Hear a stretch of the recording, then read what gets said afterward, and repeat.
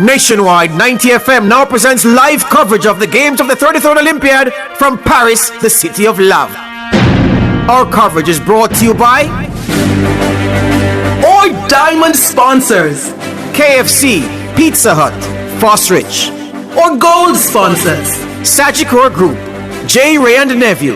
Our silver sponsors, Supreme Ventures Limited, Digicel, Gatorade. Our bronze sponsors, National Road Operating and Constructing Company Limited, Spirits Expressions Sports Lounge, Imperial Optical Jamaica, Rainforest Caribbean, National Commercial Bank, Sunshine Snacks, First Rock Group, Grace Foods, and our other sponsors, Multilink, Kiss Baking Company, Hose Assembly and Supplies, Students Loan Bureau, Massey Distribution Limited, Starbucks, Tourism Enhancement Fund, Evergrow, Real Estate Board, Horton's Pharmacy, Petrojam Limited, Wellington Dental, Fontana Pharmacy, Juicy Patties, Maxi Department Store, Road Safety Unit, JTA Cooperative Credit Union, ISP Finance Services, Postage Logistics Group, Royal Turn Resorts, High-Low Food Stores, Charles O'Connor Consulting Network. Good morning, good morning, good morning, good morning, good morning, good morning, good morning, good morning, good morning, good morning, good morning. I'm here. There we go. Good morning, good morning, good morning, good morning, and welcome. It's 3:20 a.m. on the clock. Today is Friday, August 2, 2024. My name is George Davis, and I am here with the big squad. We've rolled out the big guns on this Friday because today the Olympics really kick into another phase. I won't be unkind as to say the Olympics start today, although many people would agree if I said that. Can't be disrespectful because there are other people competing outside of track and field. But let's not pretend. We're here for the track and field in real terms. And that's why I've brought out Juliet Cuthbert Flynn. I've brought out Michael Carr. I've woken up Raymond Casey Graham. And I've asked Trevor T.C. Campbell to get out of his casket and stay with us. Well, I wonder why I'm in the casket. I don't know. John, you woke me up. I came here before you. No. I was here from 1 a.m. I went back home. Okay. I'm tricking you. You came here before me. William Mitchell is online. Good morning, William. Good morning. All is well? Mostly. I'm usually just going to bed at this hour. Oh, you're usually just going to bed, but your assignment has changed, so happy that you are with us. William, now here with the esteemed panel. Excellent, sir. It took a while for you to get that done. All right, let me get some opening comments around the table before I go to our first guest. We're going to talk some swimming before we get into the athletics action. As you can see, on our screens, we're seeing the preliminaries in the 100 meters. This is a part of the program I usually love to watch because it's fascinating to see some people running some times that in real terms, you went to champs and you run those times, you'd have to dip to get a medal in the various classes, but it is what it is. And the preliminaries are 100 meters. I see some men. No, that's the deck. That's the deck. The decathlon, beg your pardon. I'm looking at the decathlon now. I was very disrespectful to them. The preliminaries of the 100 and the 200 is something that I like to watch, and it usually comes at this part of the program. Anyway, the decathlon men are lining up, and we will pay some attention to them. Juliet, the athletics program gets underway today. We are expecting great things from the leading lights, not just Jamaicans, because we love track and field even more than we do the fact that we are Jamaicans, and Jamaicans are usually superb in the discipline. But which couple athletes are you most looking forward to? A pleasant morning, everyone. Let me say a pleasant morning to the panel here. My colleagues that I see least once a year. Good morning. In the same place. I see you on television. You see me on television. But yes, I think, as you said, George, a lot of people, I was looking at the tweets from the different, even past athletes, Olympians, tweeting, yes, track and field starts tomorrow. Everybody's been waiting for this day. And like myself, I've been waiting for this day just to see the 100 and the 200 meters.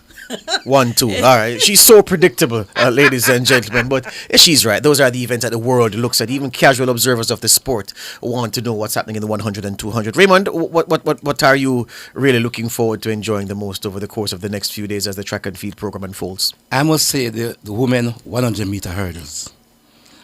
This is one of the most difficult event to call, the most competitive. Normally, the favorites do not win here. So, of the 8 competitors, any 3 can medal. And I love this because, it is strange, I love this event, and it's a heartbreaking event.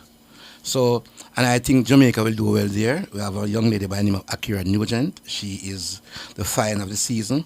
So I think for me, it's the 100-meter hurdles women, and second, the 400-meter hurdles for men. And the hurdles event, you talk about the unpredictability of the finalists, the unpredictability of the finalists. You don't know what will happen from first round through and who will get through to the final. And we saw what happened at the World Championship last year with our athlete, Danielle. She was not favored to be amongst the medal. Yes. And like she did the first time, she won. So it's an event anybody can win. Miss Williams found a way. Trevor, what are you most looking forward to, sir? Good morning. Good morning, everyone. I'm a one-lapper, so the women 400 meters look to me like a very interesting race. This young lady, she's been running well all season.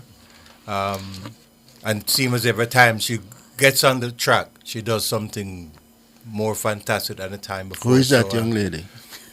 The Keisha Price. Thank you very much, Mr. Carr. Mr. Graham.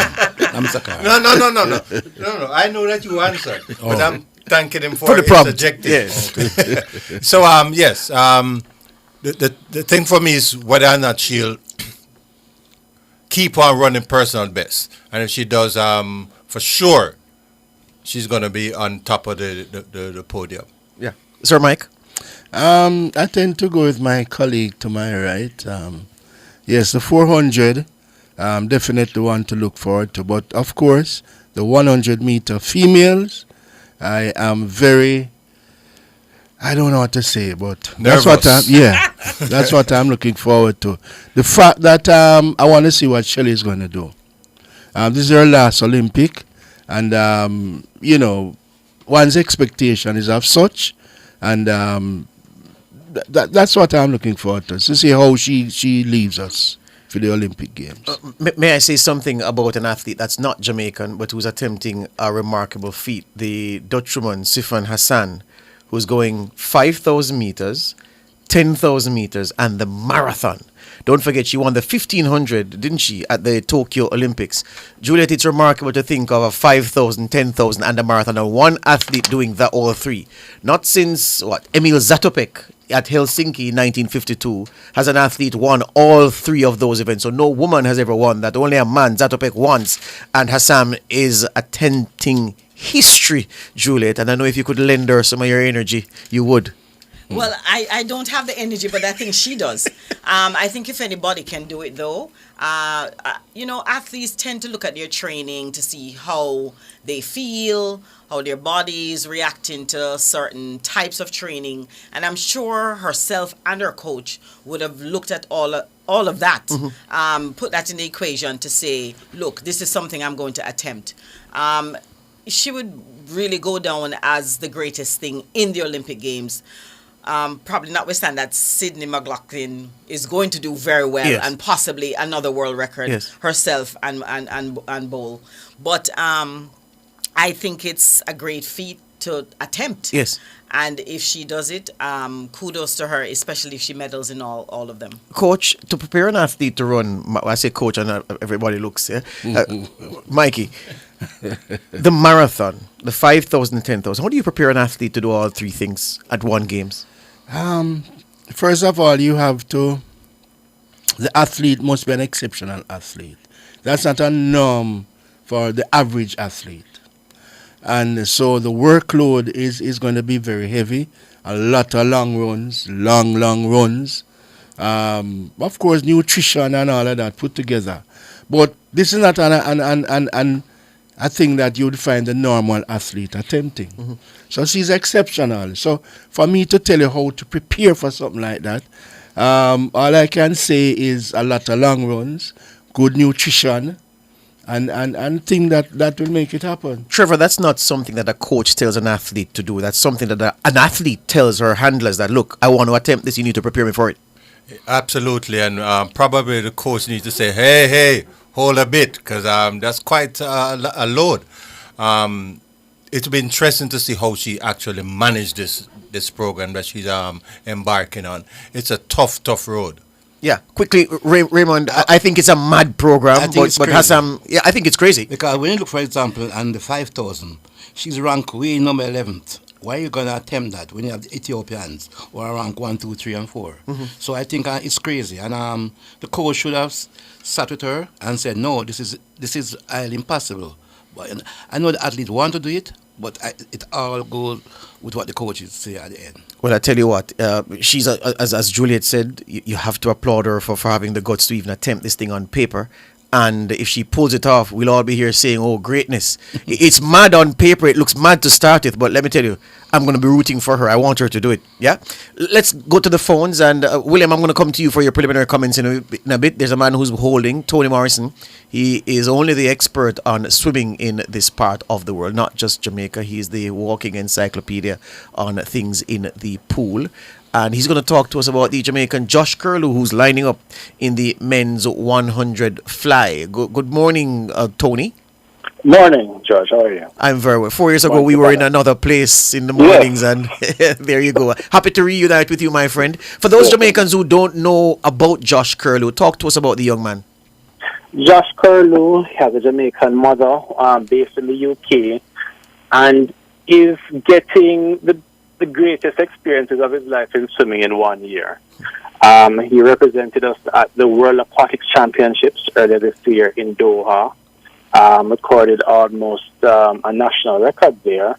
And the best, he's the first 100-meter butterfly we've had at the World Aquatics Championships since 1982, when a certain Alan Roy Mars swam in Ecuador and swam 58.49. Times and things have changed, and this year at the World Championships, he's from 54.75. What is going well for Josh? Almost everything, because since that time, he has broken the national record, which was 54.71, and broken it a number of times. How many times? Not once, not twice, not 3 times, but 6 times. So he's down to 54.24, his last competition being Italy, on the 21st of June. What are we realistically expecting from Josh? Josh is swimming in Heat 1. It is a packed Olympic schedule with some of the best names as you would expect at this point. We really want Josh to go under the 54 seconds. That's a major barrier for him to break. To get down into the 53 range, you'd be talking about times like 53 flat from Anthony Nesty, 1988.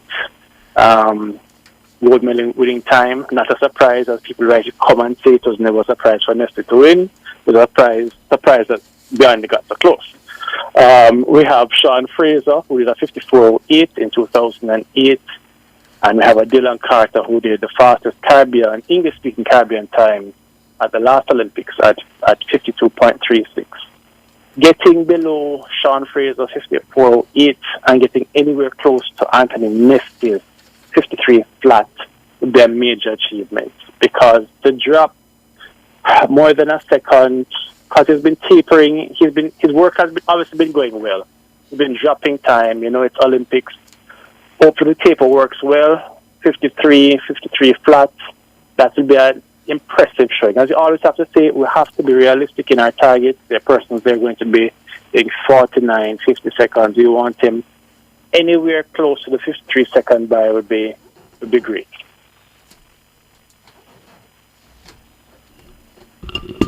Sorry, Tony, I was just moving some furniture. All right. So in terms of, I'm looking at the progression of his times in 2024, and you gave me a snapshot. So 54.75 in February, then a 55.67 at the Great Britain Championships in April, then a 54.49, and then 54.24. So the man it's almost as if he improves every time he takes to the water, and you expect that continued improvement at the highest level. Yes, because at those summer championships at the Sete College meeting, hopefully I'm pronouncing it properly, he would have swum against some of the same top persons who are going to be at the Olympics. So he has been at the second highest level. He has been recently racing against them in June. The nerve shouldn't be there at that point. It's about execution. And a coach told me, at this level, everybody's training to a high standard. What is the X factor? It's emotional control. How can you settle yourself, focus only about what's happening in your lane, to come and produce what you've been doing in training for the entire, not just this year, but the last 4 years, or probably your entire career. So emotional control, he has been doing it before. Not let the moment get to you to accomplish what the Jamaicans and the region want him to do, to get under that 54-second barrier and as close to 53 flat as he can. Right, so I take it from what you say that you expect a career best effort from Josh at these games, and wherever that takes him, then so be it. Yes. Yeah. And insofar as the leading lights in the men's 100 fly are concerned globally, who are the men who will be setting the pace in this event, you think? We have Josh Leendo of Canada, who has Trinidadian connections. We also have a certain Caleb Dressel. He's on the comeback trail. He skipped out the 2022 World Championships, took an extended break, has now become a father, more responsibilities, but less pressure, he says. We also have Maxime Grousset, hopefully I'm pronouncing that name right as well, from France. Those are the persons who are expecting to come and be underneath the 50-second barrier and to try and go for that gold medal, possibly world record. Let us see. So that is where it is. First Olympics for Josh, where we have to be realistic. We're not really expecting him to challenge those persons, but let us see how far he can go. But those are the persons we're really expecting to come and challenge for the gold. Yeah, and realistically, I'm sure Josh in his goal setting will be looking to record a personal best, that career best, as we said. And if he can do that at the Olympics, then he would have completed a successful outing in Paris. Just one more before we go, Tony. The fact of the pool and the lack of world records. As I said 4 years ago, we were talking about record night after night when the finals came around. No, it's a different situation. I've read several theories as to why there has been a shortage of records in the pool in Paris. What say you from your perspective? You could blame the pool and how shallow it is, but what I'd also bring into play is what's happening outside of the pool. The hard beds, the lack of an AC for some of persons, the lack of food that you want to eat. Not everybody's a vegan. The presence of COVID spreading, the tension there. And so it goes back to managing emotions and not getting sick. We saw the Chinese summer world record. We saw Leon Marchand get close. But I think external factors, not getting enough rest, not getting the proper nutrition, and being too hot, the distance between the pool and the village, those are factors that are going to affect you. So I'd put it more down to that than just the shallowness of the pool. The external factors that are giving the athletes at the pool a warm time. Those who have been able to cope and sort of work out with the coach and management team. Swedish must have gotten IKEA furniture almost same day. People bought it AC portable AC units, plus have been able to factor food. So being able to adjust to the conditions, I don't think the pool can be minimized, but the other external factors are more to play, in my opinion. Yeah, I read some scientific theories about the pool and the fact that Tokyo's pool was 3 meters deep. The minimum depth for an Olympic pool is 2 meters. This is 2.15. So they're saying, well, based on how the wave energy and the water dissipates when the swimmers enter, all of that contributes. And you're saying there are other environmental factors. All of those things are right at the same time. The fact is that the swimming is not as spectacular looking on paper. The action is as riveting. But the fact of the absence of records takes a little bit away. Anyway, thank you for your time this morning, Tony, as usual. And we wish Josh all the speed in the pool, and I just want him, if he can get close to or set a new personal best, I'll be satisfied with that. Great. Thank you very much. Take care. Good. That's the, you remember the late, great Hubert Lawrence, how he was a man for track and field, all the facts and figures, knew everything. Tony Morrison is his equivalent in swimming. I swear that, and he walks with this notebook that he has things written down. So I say, okay, so what lane did Anthony Nesty swim from the first time he went to the pool on his first gold medal? So he flipped through, oh, George, that is, he was actually in lane 4. He was drawn in lane 3, but then there was a situation that, and I was like, oh, brother, you know, you write that down from 19, when? He From is 19 just great. long. There you go. William Mitchell is online with us. William, as you're younger than everybody here. You are from the Novu generation. What are you most looking forward to at these Paris Olympic Games, my friend? Oh, definitely the men's and women's 100 meters. I think the storylines going into the 100 meters are fascinating. One of the thing that personally is most interesting to me is probably Tia Clayton, in terms of just looking at her time, her personal best time this year, 10:68. No. That would have, 84. 1084. 10:84. That would have given her. Sorry. Flip it around. 1068, we wouldn't be worried. Keep it around. You know, that time would have given her bronze medals in 3 of the last 5 World Championships, and would have put her on the podium in at least one of the last 3 Olympics. So if she can get anywhere near to that, we're looking at possibly multiple medals in that event. So personally, that's one of the things I'm looking most forward to. And on the men's side, the storylines are at themselves, and I'm very glad to see the rivalries playing out again on the men's side. It's very interesting now on both sides of the event, and it's must-see television now. Yeah. For so long, let me turn to TC.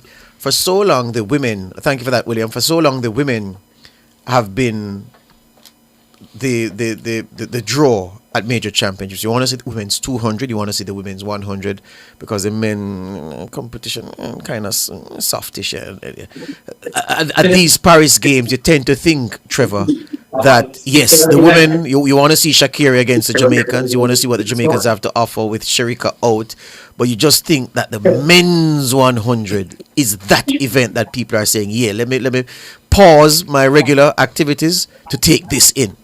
Absolutely. The men sprinting is back. And I'm happy that we're in the midst of all this rejuvenation. It is going to be very interesting. But I do believe if our boy Thompson is fit, I don't think he can be beaten. I don't think so. Juliet, let's go right there early. Kishane Thompson, and let me tell you, I love, my favorite sport is horse racing, I must admit. You know, doing these things, these football and this thing, it's I do it because I can, but horse racing is where the real running is, you know. All right. Anyway.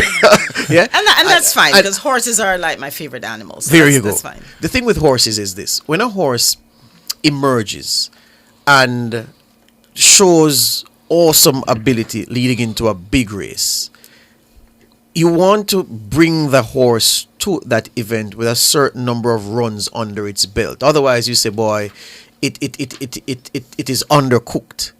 So you look at Kishane Thompson. This is his first time climbing up the mountain to get to the top. At this level, will inexperience be a factor? I want you to discuss that for the benefit of the listeners and viewers this morning. When you look at how Kishane, the race at the trials, and again, you talk about inexperience, but you have to also look at how does a person compete when it comes to rounds. Mm-hmm. And that's what it's all about when you get to the Olympic Games, because once you have the mental and once you're physically fit and ready to go, yes, I think that is all you need. Really, if you're mentally fit and ready to go and you have the mental capacity to execute, then you're good. Yes. we saw Kishane run the rounds at the trials, the Olympic trials here in Jamaica, admirably. I mean, he did a great job the way he executed the race. And so I don't think that Kishane needed, 10 races under his belt or 5 races under his belt to really go to the Olympic Games and compete at his best. Yes. And when you look at the time that he ran and how he ran that 9-7, I mean, you know that he is ready to go. So I'm not worried, and I don't think a lot of people are worried. Yes. As far as, and I saw a clip of his training. Yes. And how he was, coming out of the blocks. I really think he had a lot left when I watched him at the Olympic trials here in Jamaica in June. And so I don't think we should be overly concerned about how he's going to do when it comes to the Olympic Games. Because again, the Olympics is really how mentally strong are you, Yes. how ready are you? Yes. And I see that he's focused. Yes. From what the little that I've seen, Franos kept his team, kind of away from all the hustle and bustle Yes. was happening in the village, and kept his team together. And so I think with that mental strength going in, I think he's going to be able to block everything else, everything that's going on out. And they have AC in their room. Yes. He's keeping cool. He's being kept cool. So I don't think it's going to be a problem at all. Wayne Walker is over there in Paris for us. We're going to make our first Paris connection this morning. He's at the La Défense Arena where the swimming action is taking place. We're going to make a connection with him right now. Paris Connection with Wayne Walker is brought to you by the Sagicor Group. Out of many, one pulse.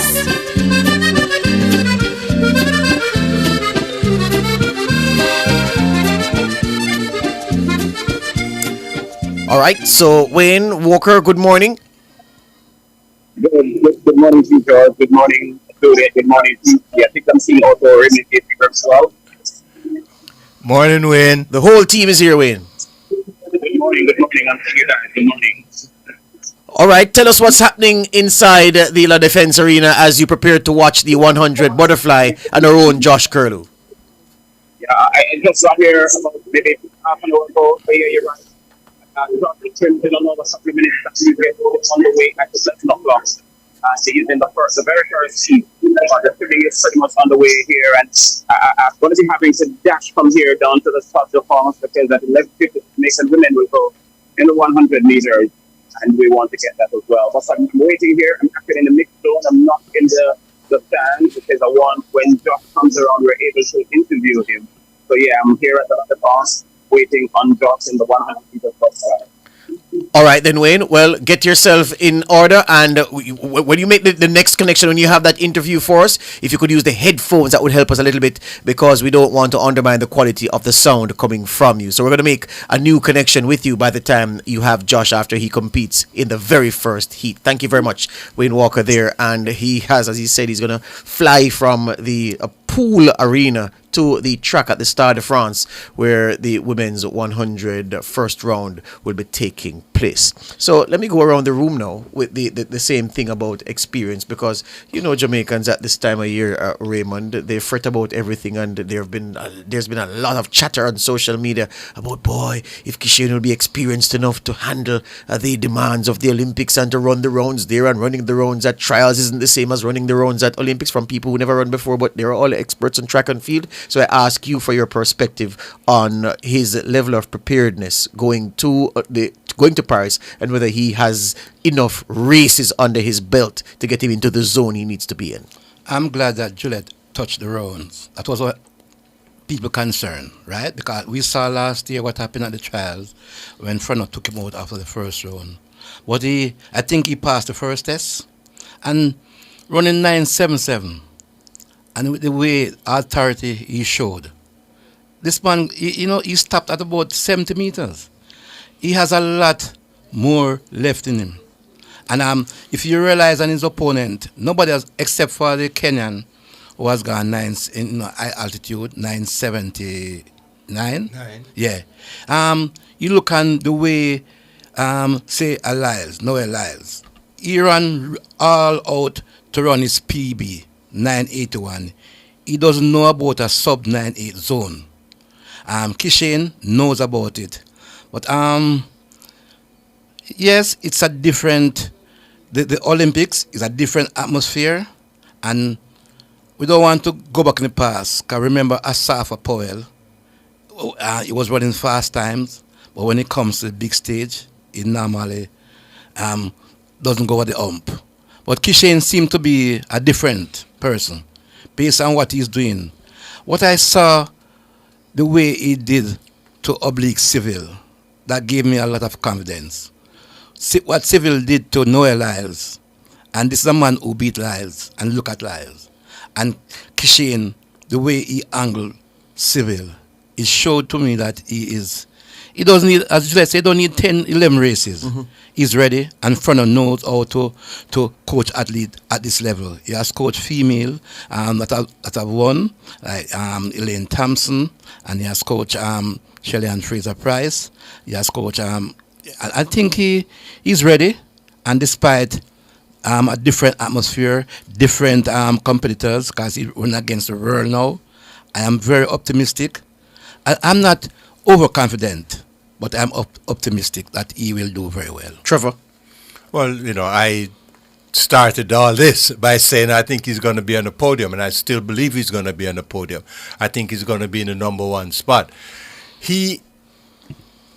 I had the benefit of watching him 4 races building up to the our trials, and he looked very confident. He didn't look to me like somebody who was out of his depth. He was very commanding. He moved around as if he belonged there. He's capable of running 9/8, building up to the final without actually exerting himself. And so, with an experienced coach at his side, I'm sure that he'll help him to go through the rounds and keep him mentally fit.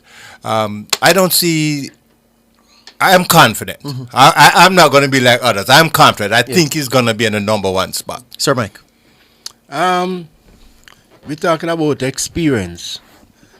I think coming through champs, that's enough experience for him right there. Our boys and girls champs. And he's now on the stage, of course. He is, in my opinion, the fine of Jamaica's track and field this year, apart from what's her name with the 400? Nikisha Price. Yeah. And it is good that for a long time we have not had anybody in such a position. Now we have 2 qualifiers who look pretty good. But Kishane, hard to beat. HTB. Mm-hmm. I mean, when he ran the 977, yes, he did it with so much ease. Yes. I am looking for at least 960 something from him. Wow. No, but his coach has been saying that he has not run yet. He has not exerted himself yet. Yes, he has not opened the throttle. William Mitchell, from afar, looking at Kishane Thompson, are you having any doubts about whether the Jamaican can get it all together to do the business in Paris? I mean, the only doubt that you would have is that you would just want to see him do it, because over the years he's performing. Apart from sustaining injuries the year before in the national championships and only ran 1 race, we've only seen him do it just once, and that is this year. So the only doubt you will have is just you want to see him do it. But outside of that, if you just look at him racing, he looks excellent. I think quoted it a while ago, it's ease, and that's the thing that stands out to you, the ease in which he does it. And shortly after the national championships, we spoke to him here at Nationwide, and he said in managing that race, he stopped running after like 70 meters. He said his coach told him to only run the first 70 meters of the race and ease to it. And he said he was surprised that he went that fast running just 70 meters of the race. So if you take what he says and take what his coach says, he has much more left in the tank. And you look forward to seeing him just leaving it all on the track and to see what time he can put up leaving it all on the track. Yeah. So Kishane Thompson, we're getting an early preview of the panel's perspective on his likely performance in Paris, and nobody is concerned about his experience really, and we have to remember more than anything else, he's being conditioned by one of the very, very best of all time, Stephen Francis. I'm just looking at the results of the heats of the men's. Well, I always find it funny to say men's decathlon. Only men do decathlon. So we're looking at the decathlon, and I'm looking for my Grenadian friend Lyndon Victor, and he competed in heat 3 of the 100 meters. And he was what? He was sixth, 10.56. That his heat went to Damian Warner from Canada, 1,035 points for Warner. Heat 2 was taken by the American Harrison Williams at 10.62, a season's best time for him, and the Norwegian Marcus Ruth in the first heat, 10.71, his time. And so Lyndon Victor. Just the 100 meters is not his strongest event. He's the throws man. When it gets to that part, he's going to be very, very tough to beat. So the 100 is the first part. Then you'll have the long jump, the shot put, the high jump, the 400 meters, the 110 meters hurdles, the discus throw, the pole vault, the javelin throw, and then they'll tie things up with the 1500 meters. So the decathlon, the event that starts the serious part of the program, where the men are concerned in track and field, and they've completed the 100 meters 3 heats. So the leader, Damian Warner, as I noted, the Canadian, 1,035 points, very early after the first event, and Victor is down in 5th position with his 961, and he'll tell you that his 100 is not the strongest part of his overall program. All right, we have to speak, lady and gentlemen, about the decision to withdraw Miss Jackson from the 100 meters. Jamaicans are still saying, boy, how is it that she can be fit for the 200 a couple of days later, but not fit enough for the 100? People don't understand, and I'm happy that I have people of your caliber to say why 2 days, 3 days makes a huge difference in those circumstances. And Lady Juliet, I'll start with you first. So the layman says, yeah, then if she can't run the 100, how she going to run the 200 2-3 days later? That don't make sense. Why? And I think people are looking at 2 or 3 days, but let's look at the weeks that have gone by when she suffered that cramp. You are looking at a few weeks ago when she had that hamstring scare. July 9 to be precise. Right, and we thought, whoa, did she pull? And then we heard it was a cramp. Again, we have to look at the time frame. The 100 meter is more explosive. I mean, I think that's why I love the 200, because it was an easy kind of a thing for me. Some people would say easy, it's a longer race, but it's not as explosive. And so people are always going to say, but you're also going to go around a curve, which is going to put strain on the leg. But it is not as explosive as a 100 meter. I think she's a better 200 meter runner because she's coming from the 400.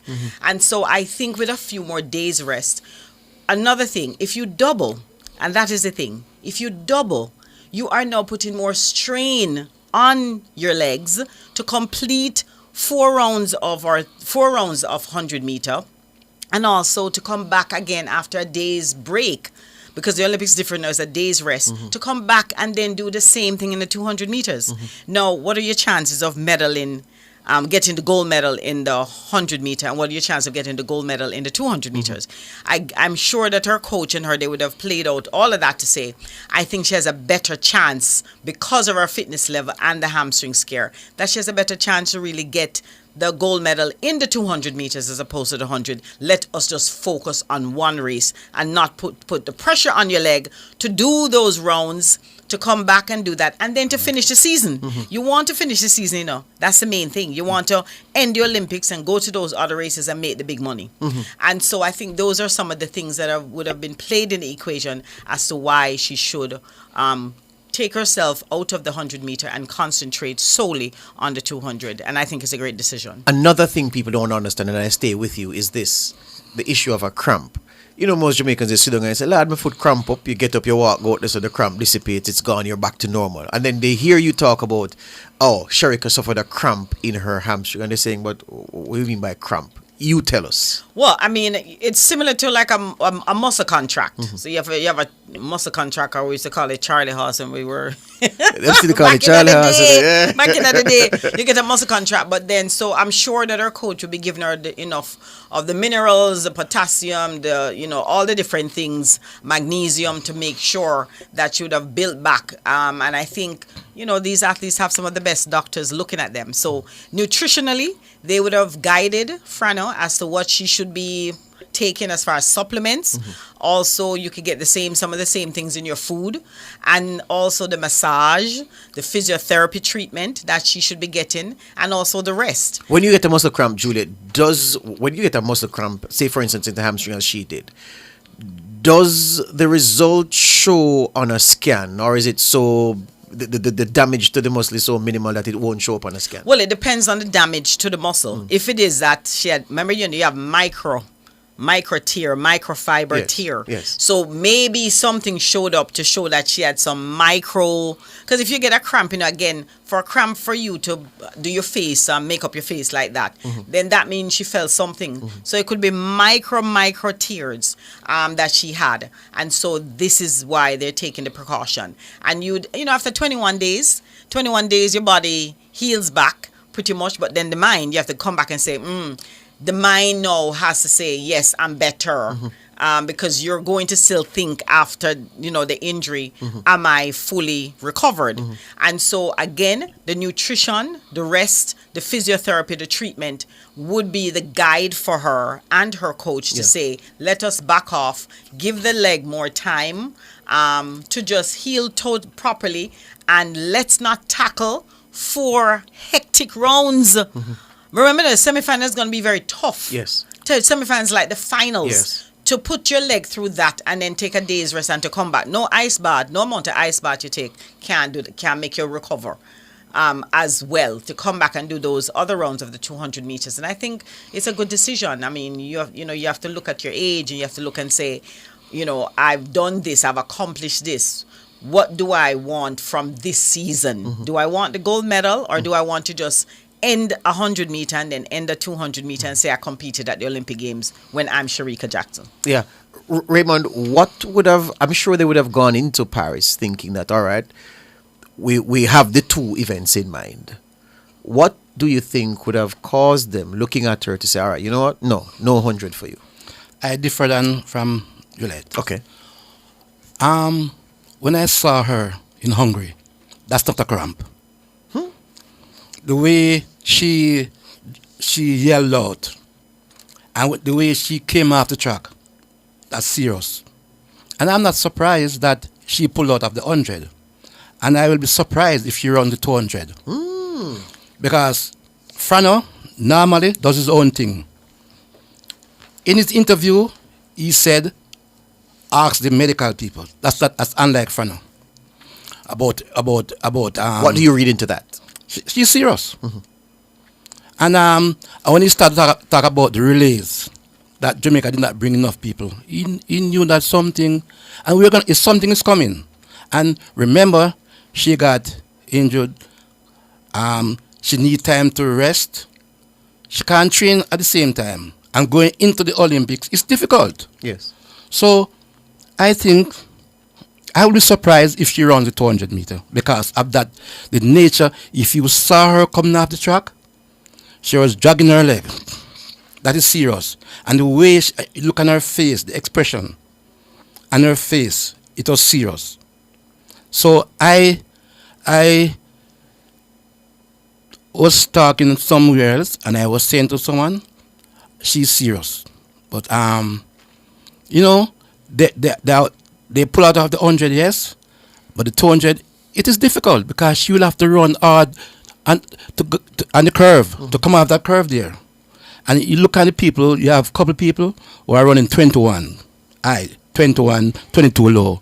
So the 200 is just as difficult as the 100 meter. So I say today here, and this program, If she runs the 200 meter, I'll be rather surprised. Yeah, I think the injury is worse than we. It's not a cramp. It's more than a cramp. Yeah, just took a peek at the preliminary results of the preliminary stage of the women's 100 meters, Juliet, and there was an athlete there. I didn't catch the country that won in 11.73. So that's what I say. I really like to watch. Look, there's something about watching a man running 11 seconds flat and running and straining and winning and beating his chest, and I'm saying, yeah, but he can say he won a race at the Olympics. You can't take that away from him. It doesn't matter if he runs 115 seconds. It's the he Olympics, won a race at the Olympics. There you go. Yeah. Trevor, interesting perspective from Raymond. Shericka suffered the injury, today would be 24 days ago on July 9 at the July Istvan meet in Hungary. Whose theory are you supporting, Raymond's or Juliet's? Having been there a number of times in terms of being injured, hamstring injury, I want to agree with Casey that it was much more than a cramp. I want to agree that she is very concerned, worried about driving out of the blocks with that first 40 meters or the 100 meters. They're probably thinking it would be easier on her body to run the 200 meters because it's less explosive. I also want to agree with Casey that we need to be cross-fingered because I don't think she's going to run this Olympics. I really don't believe it because I think she's really hurt. I don't think it was a cramp. Mike? I will have to support my colleagues. So it's 3-1. Yeah, all right. They said it was a cramp. I'm going with the cramp. Hear you. All right. No, yes, they said it was a cramp, and got some information from inside. So it was a kind of fatigue cramp, right? Explain that. Yes. I tried to understand what that meant, but I didn't really get to think. But they are saying that all is good, right? And if they say that, well, we go with that. But I still don't believe it is as such. I remember just going back to Carifta Games the other day. There was a particular athlete we had who was down for the 200 and the 100 to do the double. And when we reached at Grenada and looked at the schedule, it would have been difficult for her to do both. So a decision was made that, listen, we're going up out of the 100 and just focus on the 200. In the long run, it worked out because she went and she won the 200. Now, this is a similar case in terms of looking at the workload and having had the experience that she had in Hungary. It is a hopeful situation that she might be ready for the 200. Hopeful situation, but we just keep our fingers crossed. Now, she was to run the 200 at the Olympic Games. She would go right back through the same experience again, coming off of the curve and the whole works. So it's going to be a challenge. And again, having had that injury, her preparation would have had gone to a setback. Yeah. Because like a program. She could not work at 100%. So there again, we have a problem there. So it's like keep the fingers, the eyes, everything crossed and hope for the best. William Mitchell, from where you sit, Shericka out of the 100, are you feeling in your gut as if she's going to not report for the start of the 200 either? No, I think she'll be there. I think her management team, her coach, has gone out of their way to manage expectations. They are insisting that she is fit, even though they're dancing around how fit she is. But it's clear that she's not 100% fit because she's not participating in the 100 meters. And it's obviously a decision that was taken after the team was named, because if they had decided long ago that she wasn't participating, they would have given the selectors the chance to name someone else in her stead. So clearly there is some concern there. But I'm not getting the impression. Sorry, William. I hear that Wayne Walker is ready with us. He has Josh Kuru with him. Wayne, good morning again.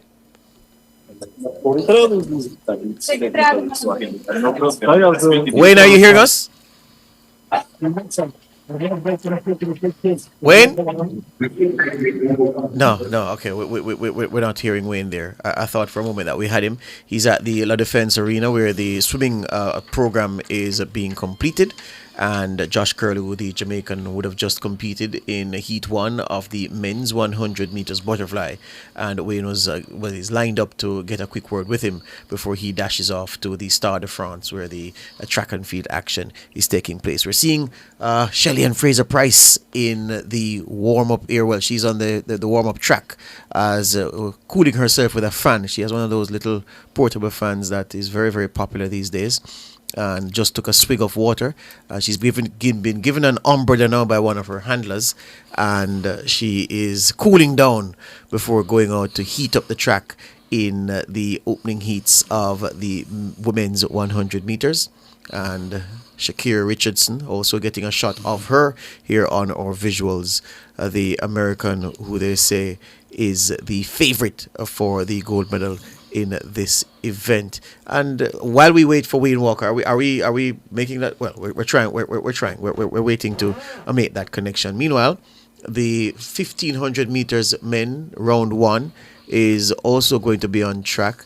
This is there's a fascinating battle in the men's 1500 meters because between the Norwegian Ingebrigtsen and one of them are pulled out, but there's a British rival. They've been talking smack. It's very unusual to hear 1500 meter athletes going after each other in the media, but there's an interesting subtext to this 1500 meters because the Brits say every time Ingebrigtsen is beaten, he comes up with an excuse. Oh, it was COVID while I was beaten there. Oh, I wasn't feeling well that day. Oh, I woke up with a headache.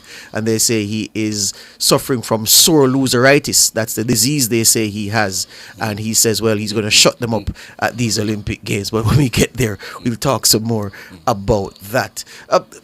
Juliet, between Shericka Jackson's ears, the headspace, knowing that you are not fully fit to do what you started 2024 programming yourself to do, no, it's one event, perhaps.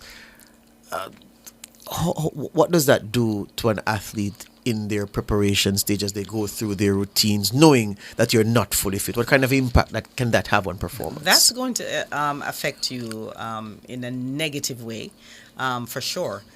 That is right there at the back of your mind, even if it's not at the forefront of your mind because you're trying to stay positive.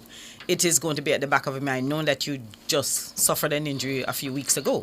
And this is the Olympic game. This is what we train for. This is what an athlete trains for. The Olympics, the World Championship, the major games, because again, that is where the shoe contract comes back and you renegotiate for the big money. And so definitely, I'm sure it's playing some it's going to affect her somewhat, but I think athletes, we have to be mentally strong. We have to have good handlers around us, good support team around us, and I think she does. And so I think she would be definitely trying to remain as positive as can be. And you heard my colleagues mentioning the fact that you'd have lost some training time. So that is also going to be a factor playing in, even if you're riding the bicycle or doing pool run or whatever it is that you're doing, you still know that I was not able to run those 120s or run those 80 meters or 30 meters as well as I should have been doing preparing for the Olympic Games. And so, yes, it will play some sort of a role. But I think, again, her coach and her, they're the only ones who know because we have not seen them training. They're the only ones who know what kind of shape she's really in. Yeah. It's a difficult job. Injury, the bane to an athlete's existence. And it's the one thing that no athlete wants. But going into every major games, there's always a star, a superstar who is bitten by the injury curse, in the injury bug. And this time it's our turn. It's our lady, our Shericka Jackson, who is not fit enough to do herself full justice, even though they say she will take the track in the 200 meters. It remains to be seen. You're listening to Paris This Morning on Nationwide 90. If I'm almost said you're watching, I'm used to saying that. You can pardon me. Yeah, you're listening to Paris This Morning. And Mr. King says you're watching. Yeah, of course you're watching if you're in Jamaica. Yeah, so we take a break, and when we come back, we hope to get that Wayne Walker interview with Josh Kuru. And then we will get further into the track and field program as the women get ready in the opening round of the 100 meters.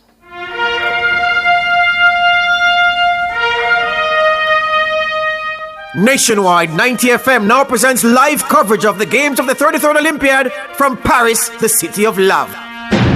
Our coverage is brought to you by Or diamond sponsors. KFC, Pizza Hut, Fosrich, Or gold sponsors. Sagicor Group, J. Ray and Nephew, Or silver sponsors.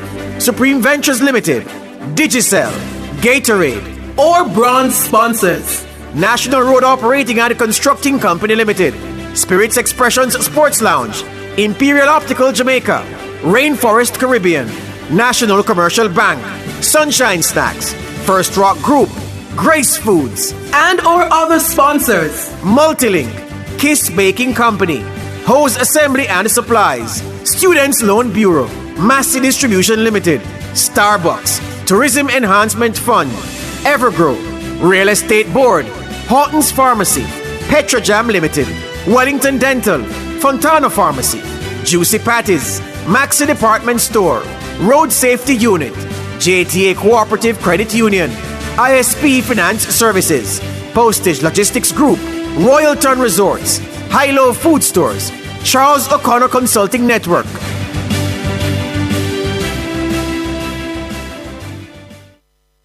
KFC this summer, we a bucket together. Well, I vibe with your crew, yeah, we a stay true, the taste is so good. KFC, bucket for the ends with the real ones. My island, we a world champion with my KFC. I'm gonna be me, Jam Rock, celebrate with we. KFC, we a bucket together. When we bucket together, we are as we really are. Enjoy a family 12, party 15, or party 21 bucket. KFC, proud sponsor of Jamaica 60. Get ready for a show like no other. That's right. Every Sunday from 8:15 p.m. to 9:15 p.m., we're bringing you the Harvest Hour, only on Nationwide 90 FM. Join us as we dive into a soothing religious program created for your mind, body, and soul.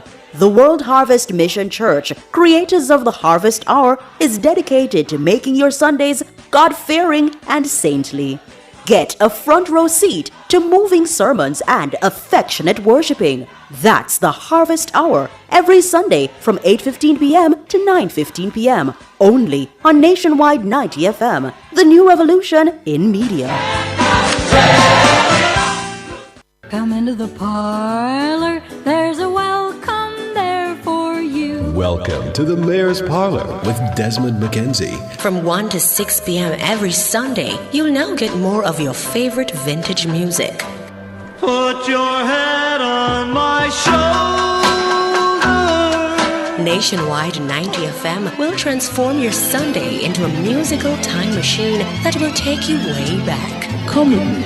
Let's go back in time. This magic moment. Journey into yesteryear with Desmond McKenzie in the Mayor's Parlor. I've got the music to jog your memory and make you smile.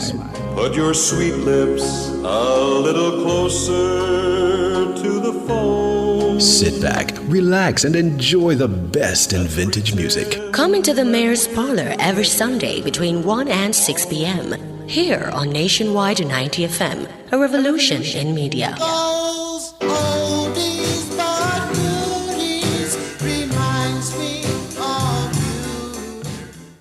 Due to the live coverage of the 2024 Paris Olympics on Sunday, July 28, 2024, Mayor's Parlor will not be aired until 2 p.m.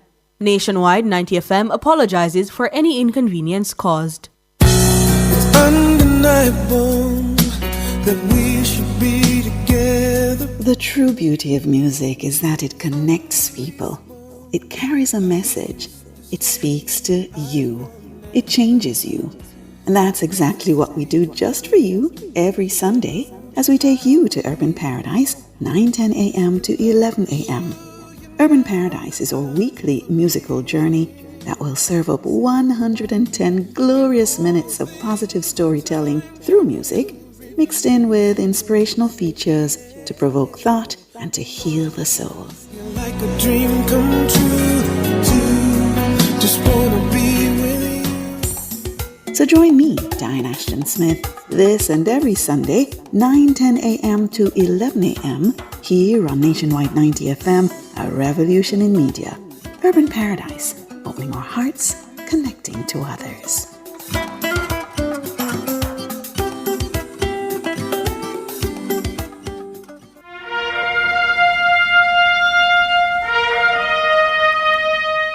Nationwide 90 FM now presents live coverage of the games of the 33rd Olympiad from Paris, the city of love. Our coverage is brought to you by Or diamond sponsors. KFC, Pizza Hut, Fosrich. Or gold sponsors. Sagicor Group, J. Ray and Nephew. Or silver sponsors. Supreme Ventures Limited, Digicel, Gatorade. Or bronze sponsors. National Road Operating and Constructing Company Limited, Spirits Expressions Sports Lounge, Imperial Optical Jamaica, Rainforest Caribbean, National Commercial Bank, Sunshine Snacks, First Rock Group, Grace Foods, and or other sponsors. Multilink, Kiss Baking Company, Hose Assembly and Supplies, Students Loan Bureau, Massey Distribution Limited, Starbucks, Tourism Enhancement Fund, Evergrow, Real Estate Board, Horton's Pharmacy, Petrojam Limited, Wellington Dental, Fontana Pharmacy, Juicy Patties, Maxi Department Store, Road Safety Unit, JTA Cooperative Credit Union, ISP Finance Services, Postage Logistics Group, Royalton Resorts, High-Low Food Stores, Charles O'Connor Consulting Network.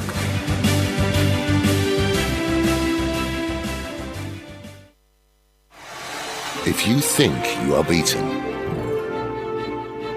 you are. If you'd like to win, but think you can't, it's almost certain you won't. Life's battles don't always go to the faster or stronger man. But sooner or later, the man who wins is the man who thinks he can.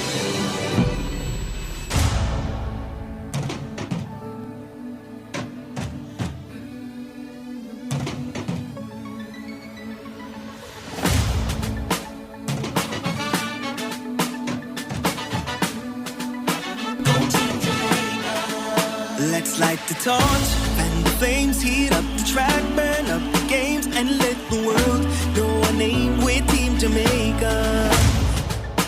Nationwide 90 FM, your Olympic station. Let's light the torch, and the flames heat up the track, burn up the games, and let the world know our name. Go Team Jamaica.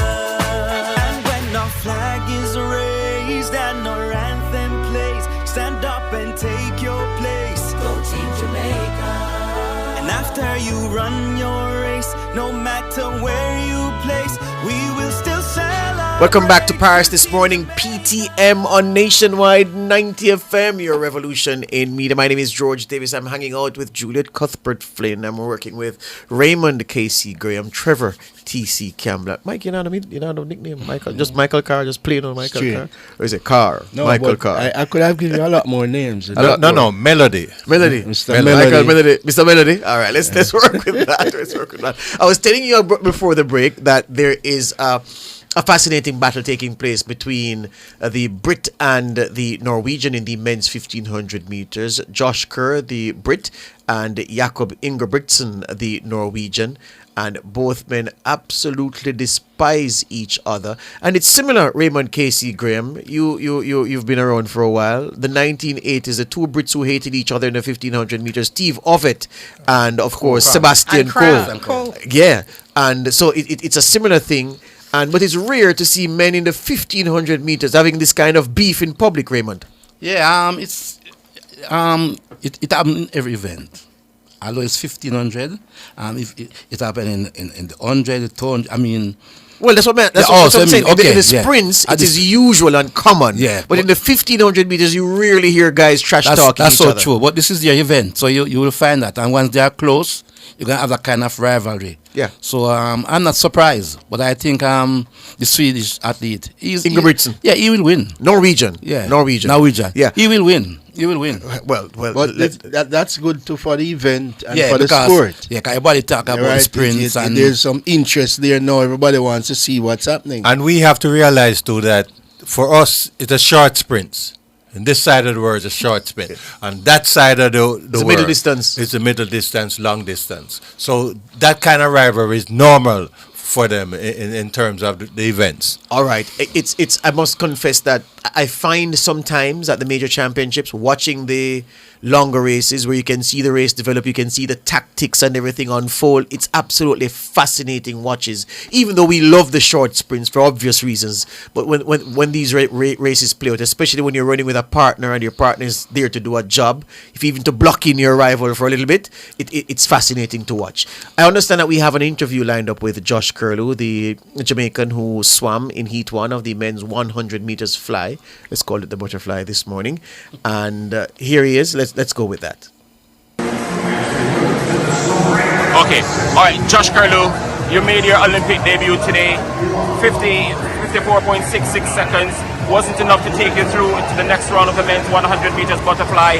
But how would you describe the performance today? I describe the performance that I achieved everything I set out to. I hit all my process goals with the same number of light strokes, breathing pattern, and underwater I intended to. If I didn't get the time or the result I wanted, just do the same thing as whether I did. If I'm going to get it, I'm going to try 10 times harder when I'm back in the pool for training. First thing when I get back. Yeah.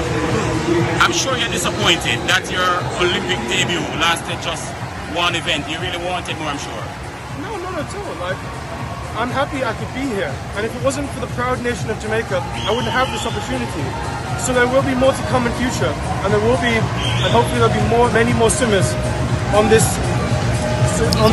aquatic roster. Where do you go from here? Where do I go from here? Well, suddenly I'm going to be taking up a university swim program, making sure that I'm going to be in the pool twice as much as I am now. Plenty of gym, and ultimately, hopefully continue to inspire next generation. All right, so one more question. The Ask away. opening ceremony, No. you carried the flag. What an honor. And that's what It is. Is that a question? Even if Yes. Oh yeah. Honestly, like, it's one thing. It's an achievement in itself to be here as an Olympian representing my country. But when I found out I was a flag bearer, like, I was honored and humbled that I could be given such a great responsibility, and I took it in stride. On the night, how did you feel? There was so much going on, like the planes flying overhead, flying the French colors, with all the other countries like screaming, and people just with smiles on their faces, waving up as the boats went by. Ultimately, like, I was overwhelmed, but in the best possible way. Thank you so much, Josh Kuru. We'll see you again, hopefully, at another Olympic Games. That we will. All the best, man. Thank you. Making a Paris connection there via Wayne Walker, and he did that interview poolside with Josh Kuru moments after he competed in the heats of the men's 100 meters butterfly. His time not good enough to get him through to the next round, and he was some way off his personal best national record, but he says that in real terms he did accomplish what he set out going into the Olympics. Didn't have delusions of grandeur, knew that he was behind the fast men in the event, but he says that the mini goals he set for himself, he achieved them. And he also spoke of his signal honor of walking with the Jamaican flag at the opening ceremony. And very good touch of the management team there to give the swimmer the flag to carry, given that our contingent is so track and field heavy. They gave somebody else a chance to get some of the spotlight, and Josh Kuru walked with the flag with pride, and he says he's hoping to be back the next cycle to compete at the next Olympics. So Raymond? Yeah, the draw for the heats for the women, that's out now.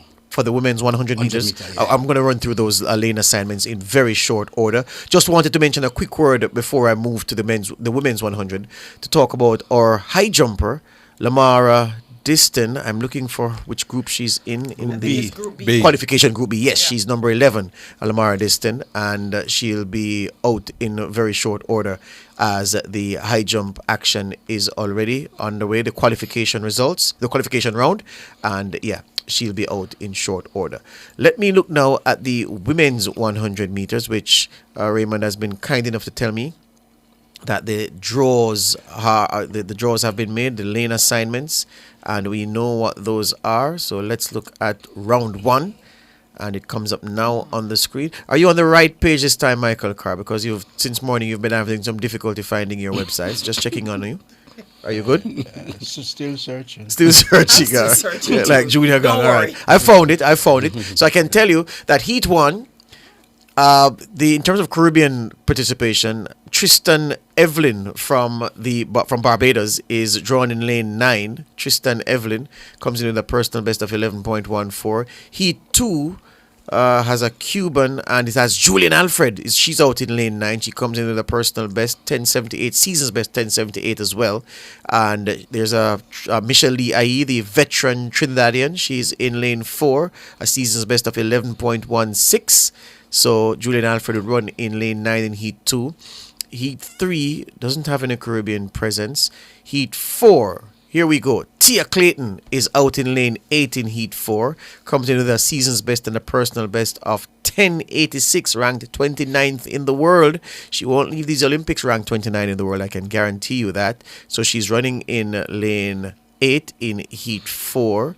Then in Heat 5, no Caribbean presence. In Heat 6, Shashali Forbes, the replacement for Shericka Jackson. She runs in lane 3, comes in with her season's best of 11.03, a personal best of 10.96. Also there from the Caribbean is Zaria Liebert Allers from St. Kitts Nevis. She comes in with her season's best of 11.43. 421st in the world is where she's ranked, the woman from St. Kitts Nevis. Then Heat 7 has the Grenadian Hallie Hazard. She comes in with a season's best of 11.34. She's running in lane 2. Hallie Hazard, lane 2. From Grenada, I see the popular, did I see the popular Swiss? Well, yes. Kambunji Mujinga is in lane 4. She comes in with a season's best of 10.90 and a personal best of 10.89. She'll get through that easily, Kambunji. That's Heat 7. And then Heat 8 has Shelly Ann Fraser Price running in lane 7. Comes in with a season's best of 10.91, a personal best of 10.60, 11th fastest in the world this year, Shelly Ann Fraser Price, and she runs in lane 7. And Talu in lane 2 with a season's best of 10.91. And Joella Lloyd from Antigua also in that Heat 8. She comes in with a season's best and a personal best of 11.06. So 2 Caribbean athletes in that Heat 8. Did I pass Shakira Richardson? Which heat is she in? I'm looking for her. Asher Smith. I'm looking for Asher Smith as well. So I'm seeing. Smith is in. Asher Smith is in Heat 5. Heat 5. Lane Asher 2. Smith. Lane 2. Yes, Dina Asher Smith. Season's best of 10.96, and the first person finds Shakira, you can ball it out. Heat 1. Heat 1. Miss Richardson is in lane 6, yes, with a season's best of 10.71. See, I'm there right now. And a personal best of 10.65. You finally made it, Michael. You found it. Oh, congratulations. Welcome to the party, Michael. All right. So is it that they have 2 Americans in Heat 1? I'm looking at Heat 1. Are you looking at a Puerto Rican flag? No, so man. Shakira, No. it's a Puerto Rican Liberia. flag. That's Liberia. Thelma Davis. That's Liberia. A former U.S. Well, the U.S. gave them independence, so of course they took on the Liberian flag when George Taylor was the president, and they used the U.S. colors for the Liberian flag. A subtle difference. There's a star, With one one star. star. Yeah, yeah, but it can fool you. I can see. I had to blow it up. You had to Even blow with it the up. glasses, I couldn't see. Even with the glasses, you had to see. All right, so looking at the Olympic record for the 100 meters women, of course, we know who that is. It's 10.61, held by Elaine Thompson-Hero, our very own, 2021 in Tokyo. It was a brilliant Olympic Games for Jamaica and Elaine Thompson-Hero. She, of course, is not here. And, of course, we know the world record is 10.49. Juliet Cuthbert-Flynn, how do you run the rounds at the Olympics? You take it one race at a time. For everybody, the top athletes, the first round is going to be the easiest. You're going to go out there and just shake out the kinks, work out the kinks, and just, easy running. You're going to see some easy running for the top athletes. Some people are going to end up running a personal best. But for the top people, they're going to get out of their blocks, try to just get that first 30 meter out and pretty much cruise the rest of the way. The second round, of course, is going to be definitely harder as you go out there. But for this first round, don't expect any fireworks from any of the top athletes. They're just going to feel out to see where they are. Michael, what advice do you give to your athletes sending them out for the first round of an event that you know that they're a strong medal contender in? Just do enough to advance to the next round. That's all you need to do right now. You don't win the medal in the first round, so you just do enough. If it's the top two, ensure that you are in the top two.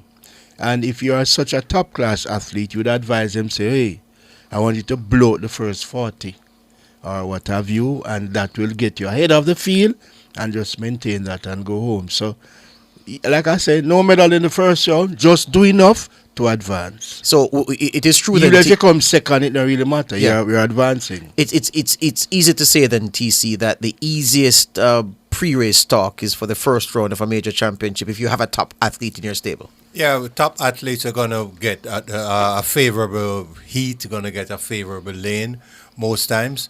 And so the key then is just, Mikey said it, just blow out a bit. And you want to be careful while you're doing that because you don't want to find yourself behind with work to do and have work to do. So it's a delicate balance, but the thing is that you don't want to exert.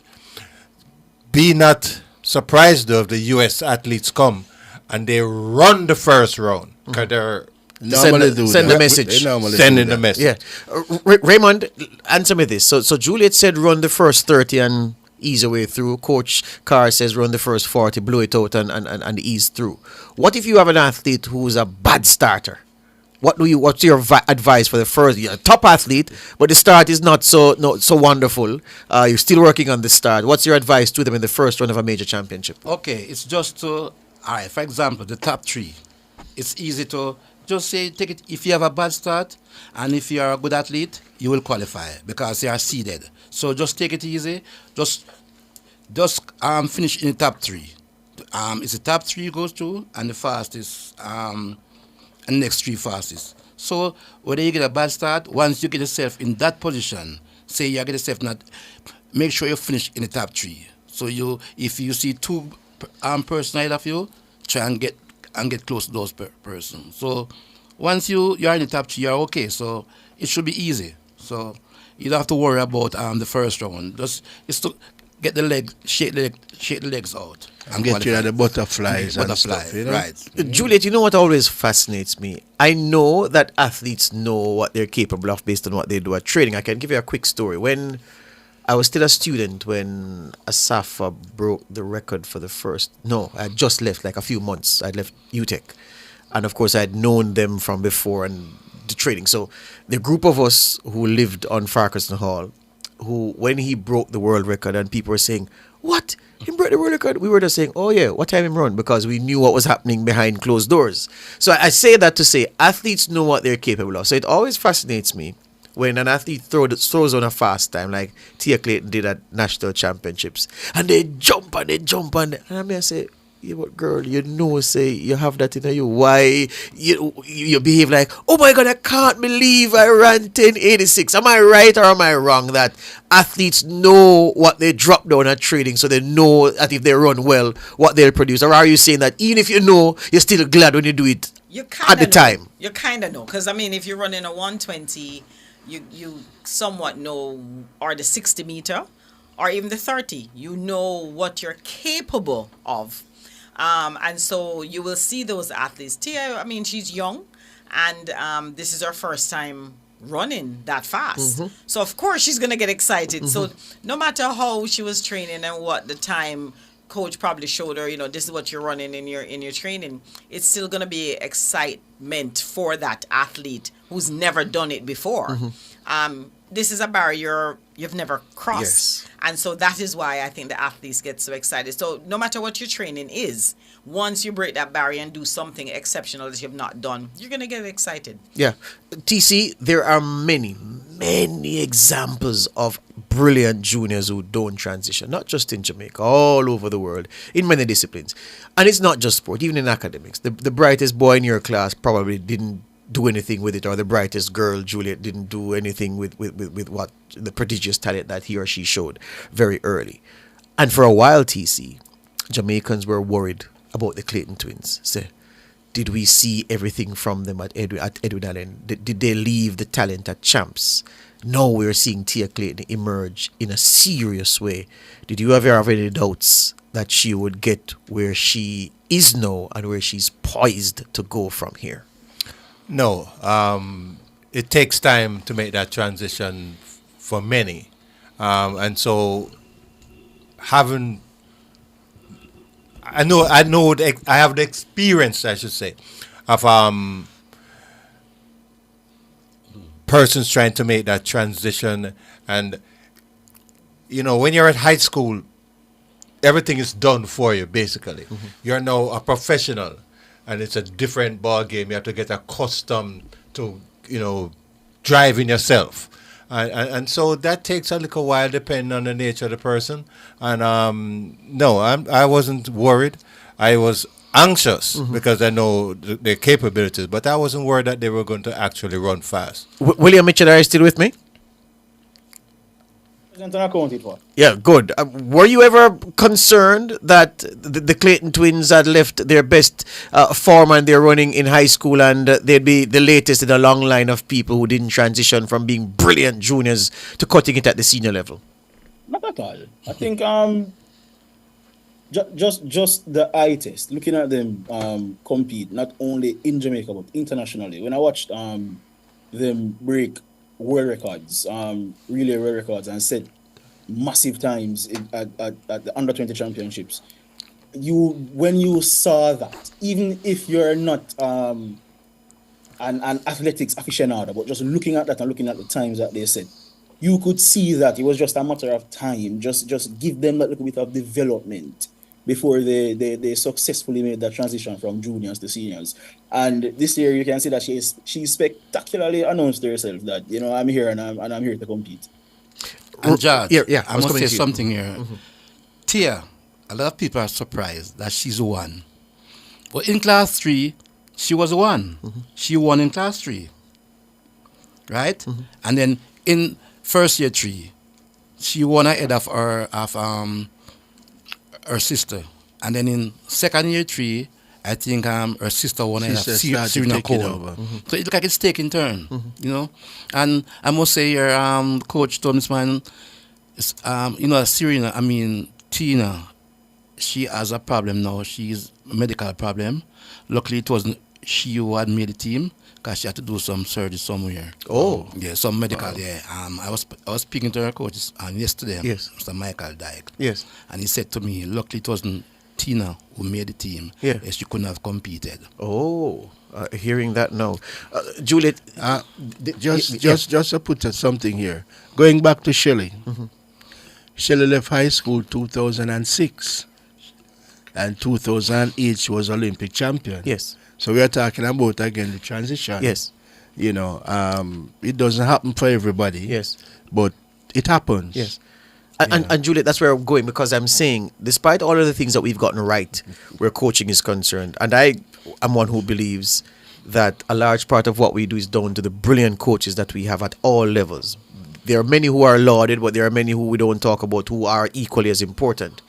But we still... I don't know if it's just we just have to accept that just like night follows day, brilliant youngsters are going to not transition to being solid seniors.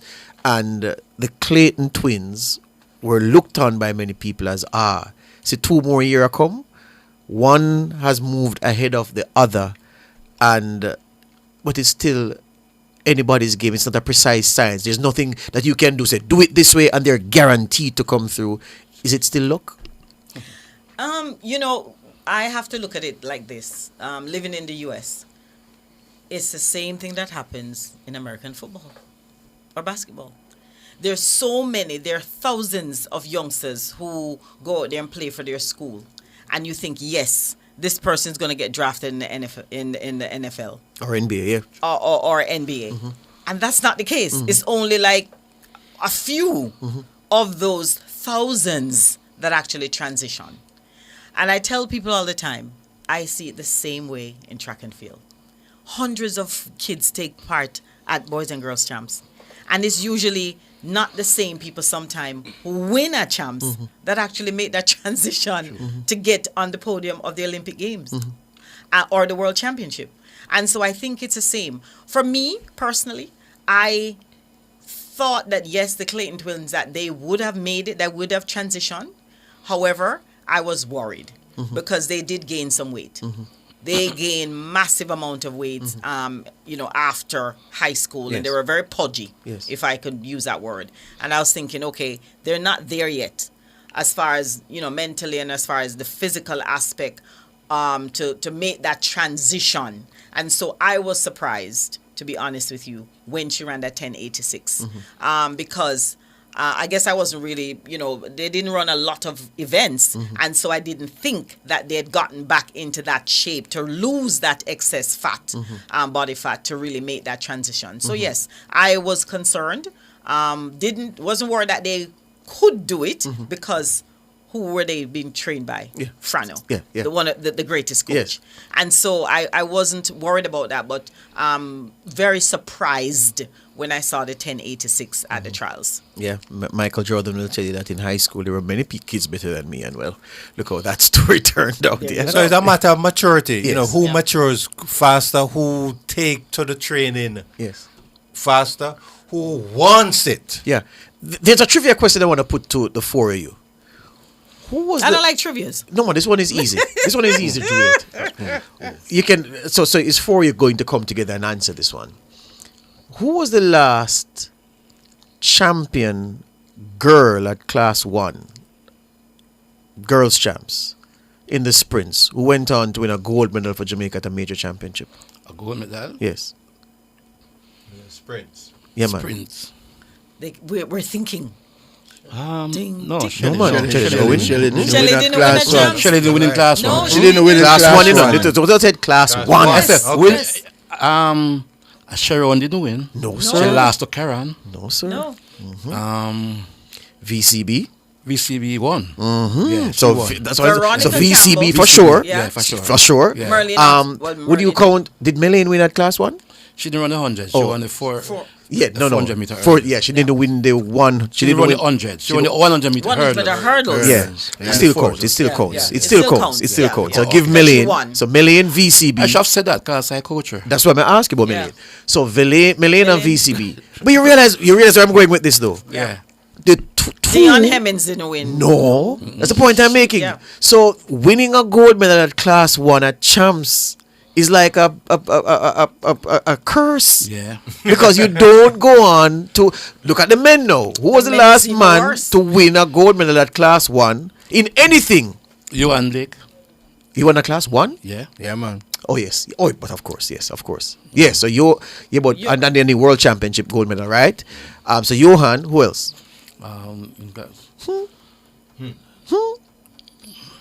What did you say, do? No, he didn't go to Class 1. He didn't go to Class 1? No, left in Class 1. You're right, he left. Yeah, it's difficult. And that's the point I'm making, people. Yeah. That's the point I'm making. Donald Corey? You have to go way back. You have to go way back. Donald Corey. Because DQ would have won at Class 1 at Champs. Yes, and then went to Montreal. Yeah. So I'm saying the gold medal at Champs in sprinting or in anything is a curse. You're talking about Johan and then 1976. Exactly. That's far apart. And then VCB a million take shame out of the women's eyes because they were close to them. Yeah, man, for sure. But I'm just saying that we're not reeling off a list of people. So it's a curse. Yeah. It's a curse, and the transition is yes, it is. I wouldn't say it's a curse. That's why I think you don't think so. School win a champs. No. So you're putting bad luck on the people coming up now. No, man. Yeah, but the people coming up are there to break the They curse. make persons. They make persons don't want to win a champs. Let me get second. Let me get second. Yeah. I remember the final. Even better. Yeah. So you said something very important earlier, Michael, when you said that it took Shelly-Ann 2 years as a junior to get it, as a senior rather, to get it all together after leaving junior competition behind in 2006. Yeah. From what you know of that transition period for her, what are some of the development challenges she would have overcome in that time? You mean between 2006 and 2008? 2006 and 2008? Yeah, man. Let me tell you, Shelly's an exceptional person. You cannot look at her and compare with others, or compare others with her. She's just totally different. And she went through, you say the thing with Shelly, when Shelly works, she will perform well. As long as she put in the work, the result will show itself. And I think that is what happened during that time. I remember she went to the pen relays and won the 100 at the pen relays. That was the beginning of many things. And she's the type of person, her mindset and her determination makes a lot of difference just apart from the training. Because she's very stubborn and she's very focused. If she says she's going for that, she's going for that. And again, that makes her apart from many others. Right, but within that time, it was just a work, just a work. Because was she often injured in that period, or she avoided injuries? Not really. There wasn't little or no injury within that time. Yeah. So she just did the work and did it well. I keep remembering. I don't know if any of you remember this. There was a boy in college in the US. He ran the 400. A guy called Obia Moore. Obia Moore, yeah. I would have sworn that this man would have been unbeaten. You remember Edwin Moses' streak in the 400 hurdles? He would have put together something like that, and it just never happened. It was at the pen relays. He used to make a big mark at the pen relays. He was a killer at the pen relays. Obia Moore. And then there was another. There are many. One from in my conference, Southwest. Can't remember his name, but very good 200-meter runner. He just never made that transition. There's so many athletes who never made the transition. George, I'm glad you touched that. There's a 16-year-old guy now, Quincy Wilson. Quincy. What do you guys think about him? Can you think he's very short? Shorter than Chris Taylor. Shorter than Chris Taylor? Yeah. Shorter than Chris Taylor. That's short. Very short. And he's running what? 44-12. That region. Usually that build doesn't. How much work can you put into a frame like that? Is the question, Juliet. Because Bolt was the perfect specimen. Yeah. Big, tall, wide. You could build him up, and he kept dropping his time. Each heat. Yeah, and drop it. All the rounds he kept dropping. Yeah. And he started at 44-40 something and went down. Yeah, remember he has broken the World Under 18 record, and he. I don't think he's going to the World Under 20 because he has a long season. Yeah. I saw him in the pen relay this year. The baton in the prelim, he got the baton. The third leg runner for his team, Bullis, fell. He got the baton about 30 meters behind and ran past everybody. Wow. In the final, the same thing happened, but this time, he couldn't make it up this time. The 4x4, the Casey and the XS guy, the strong guy, he tried, but he came very close. This guy is special, very, very special. I'm only worried about the frame, though. And you would know more than me to build him up. He's small. I don't. And that's the point I'm making. Very small. You have to have size to put work into the athlete to make them sturdy and resilient over the training and the competition. I don't know, but yes, William. Are we talking about a 16-year-old? Yes, we are. Yeah. We don't expect a couple growth spurts to come between now and. Doesn't always happen. We expected the growth spurt with Chris Taylor, and it never happened. And from me, and it never happened, William. Let's not go there. And you too. Yeah, William. So we're just guarded because we expected Chris to put on 2 inches more or thereabouts, and it just never happened. So I don't know. At 16, Quincy may have topped out, but he could go away for the summer and come back a taller man. You hearing me, William? Yeah, he could, but I don't think we're going to see him this summer though, because I read something where his mother said that despite what the US administrators are saying, they've informed him that he won't be competing, so we might not get to see him this summer anyways. Yeah, competing where? In the relay pool. You sure? He's there. Yeah, but that's what I'm saying. That's what they're saying. So your mother is saying that despite him being Yeah, selected, despite she's not running him. She's not giving him permission to go, is what he's saying. So he's been named, but she's saying that no. Well, that's an interesting one to watch. No, that's the last time I heard. So why send him? They said it was a part of the 4x4 pool just recently. So that's I'd love to see Yeah, him. but why send him if it is that they're going He's to the third give him fastest. the chance He's the third fastest to in even run USA. the heats? I'd love to see him. I'm sorry. I'd love to see him. Maybe when I see him at the World Under 20. Because that is 3 weeks time. Yes. So stay home and go to the World Under 20. If mommy says, why am I sending you to the Olympics? If it is that you have the opportunity to compete, why not run? I'd say send him. I ran in the Olympics. I'd send him. And remember, if they get the gold medal, then you are part of that gold medal winning team at 16. When That's they something get to put- it. When they wait, And you're you right. and you leverage that gold medal as you've said earlier. Yes. I think he will run. I want him to run. Well, I based didn't on hear that based on the last comment. news I heard, they are planning to put him on the 4x4 instead of the mixed relay. Yeah. team. Oh, okay. Right. Just be surprised if it didn't run. I mean, just think back. Go back to the US trials. He should have won. Had he not come and did the look around thing. TC, I'm going to have to leave you now because they're ready for the women's 100 meters first round. Heat 1 is on the track. We go across to our commentators.